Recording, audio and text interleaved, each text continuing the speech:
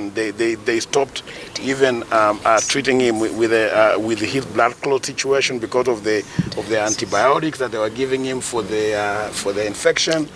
Then the lungs kept on failing, and then his kidneys kept on failing.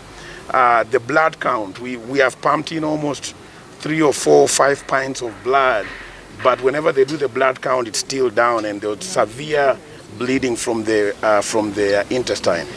We do not believe, I strongly, personally do not believe that that's a normal food poisoning, because it looks like whatever was happening was just very aggressive, and maybe it's a different substance that was introduced into my uncle's body that was giving us all these challenges. We even felt sorry for the doctors, because sometimes, they'll come and tell you they're dealing with 4 or 5 different things. They're dealing with, with failing kidneys. They're dealing with a blood clot that they can't find. They're dealing with intestinal bleeding in the stomach. They're dealing with the heart, breathing issues. So you could tell the doctors don't even know what to actually focus on, because if you focus on this one, that is coming back and something like that. So that's why we strongly feel that there was foul play. Our uncle has been a very healthy individual, very healthy human being for as long as we have known the guy.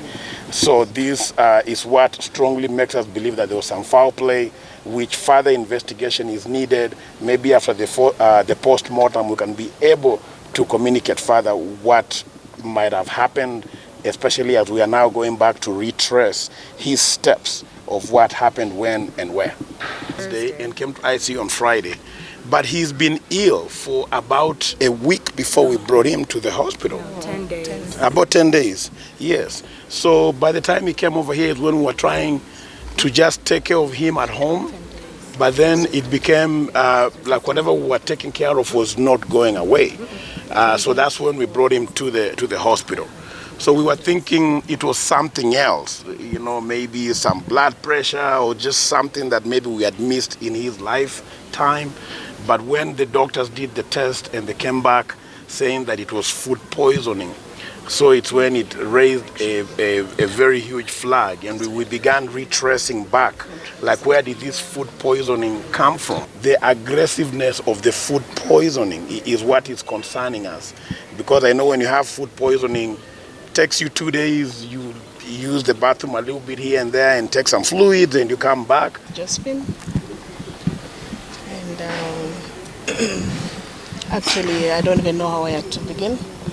But all I want to say is that thank you everyone for coming here to condole with us. It's still a dream. Sometimes you want to believe it's just a dream. It's like you are waking up to reality today, to realize that Daktari is no more. He's lying quietly in the morgue. And all I can say at the moment is just we need your prayers. Just be with us through this tough season. We are here. I'm here with the kids. I was here last Friday, and when I visited him at this hospital, he was in a critical condition. He was in the ICU, but the doctors said they had stabilized him and that he was improving. We have been in constant touch with the family. And on Sunday, I got very good news that the situation had improved and that Daktari was actually on his way out of the ICU to the normal ward. He was chatting and, sharing quite some chat with those who visited him. But as of last night, we got word that the situation had deteriorated, and we lost him just before midnight. People of Lugari, who are still in shock because Dr. Kibunguchi becomes the second former member of parliament of Lugari to lose his life in the last 2 weeks. Cyrus Jirongo, our brother, was the first. And we've not even buried Jirongo. We as the United Opposition have demanded the government clears the air. Here we get another blow of Kibunguchi leaving us.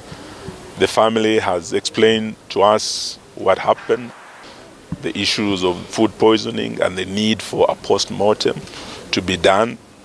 I think it's only in order that the hospital, the family, their wishes, so that a post-mortem is done. And we do not just have the government pathologist here, but we have an independent pathologist for the family to ensure that everything is put to rest. My name is Johnston Walubengo Kibunguchi, the chairman of the funeral committee for Mheshimiwa Enoch Kibunguchi. And I stand before you to be able to announce the saddening and very sorrowful news of the passing of Mheshimiwa Honorable Dr. Enoch Wamalwa Kibunguchi. He's my brother. I follow him immediately. And he has been well for quite some time. But then about a week or a week and a half ago, he started developing weakness and issues with his health. So we rushed him to this hospital, Eldoret Hospital, and the situation was like fluctuating from good to bad.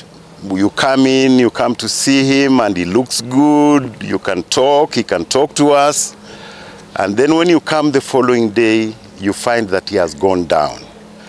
The doctors worked around the clock. He himself is a doctor, and he has his own clinic here, so they know him very well. And so they worked very tirelessly with him. But then the condition continued to deteriorate as he stayed here. So we tried our level best, and yesterday it was so bad, so heavy on us, because when we